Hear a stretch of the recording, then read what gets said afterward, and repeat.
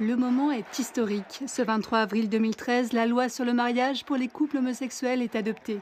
Toute la gauche applaudit. C'est la fin d'une longue bataille politique menée par Christiane Taubira. Elle voit s'opposer jour et nuit socialistes et conservateurs dans des débats très virulents.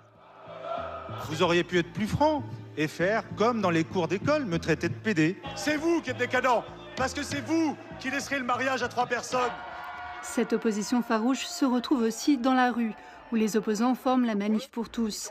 Des centaines de milliers de personnes se rassemblent pendant des mois pour protester contre le projet de loi. Les couples homosexuels, eux, voient leur union officialisée et peuvent enfin se dire oui.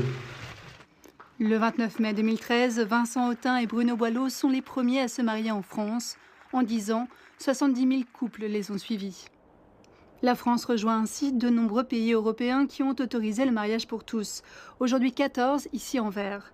En orange, les pays qui reconnaissent uniquement l'union civile et en rouge, ceux qui ne reconnaissent ni l'un ni l'autre, majoritairement en Europe de l'Est. Mais les choses bougent. En République tchèque, un projet de loi est en cours de discussion pour légaliser le mariage. En France, les opposants d'hier ont fait leur mea culpa. Il n'est plus question de revenir sur la loi. Je crois que la gauche, à ce moment-là, le Parti socialiste, le président Hollande en particulier, a eu raison. Et eu raison contre la droite qui était, je crois, un peu décalée. Mais tout n'est pas rose pour autant dans l'Hexagone et en Europe. La rhétorique anti-LGBT+, a progressé ces dernières années.